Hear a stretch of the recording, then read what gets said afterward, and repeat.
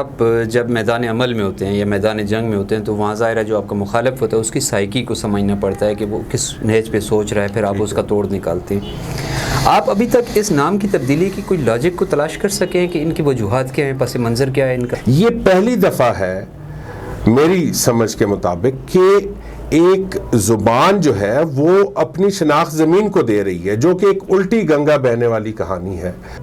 تو میرا اس چیز پہ اختلاف نہیں ہے کہ وہ کیوں اپنی آئیڈینٹی کے لیے آواز اٹھا رہے ہیں۔ میرا اختلاف یہ ہے کہ جب آپ نے پختون آئیڈینٹی کو پورے خطے کے اوپر لاگو کرنا ہے تو پھر آپ کو یہ دیکھنا ہوگا کہ یہاں پہ پختونوں کے علاوہ دوسری آئیڈینٹیز بھی جو ہے اس خطے میں موجود ہے۔ تو آپ نے ان کے ساتھ کیا کوئی ڈائیلاگ کیا، ان سے کوئی بات چیت کی، ان کو آپ نے اس معاملے میں آن بورڈ لیا؟ تو ایسا کوئی کام اے این پی نے نہیں کیا۔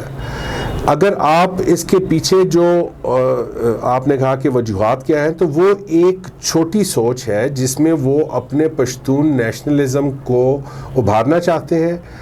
نہیں، ہائی جیک نہیں ہوا جی۔ دیکھیں، ان کی ایک مسلم لیگ چونکہ پہلے سے یہاں پہ ایک بہت پاپولر جماعت تھی، تحریک صوبہ ہزارہ نے مسلم لیگ کو ڈینٹ ڈالا، لیکن جو پی ٹی آئی کی ویو آئی تو وہ جو تحریک صوبہ ہزارہ کے ساتھ جو سینٹیمنٹ تھا وہ پی ٹی آئی کو وہ چونکہ نون لیگ کے خلاف وہ سینٹیمنٹ ابھرا، تو پی ٹی آئی چونکہ ایک بڑی ویو تھی تو وہ اس کے ساتھ ہو گیا۔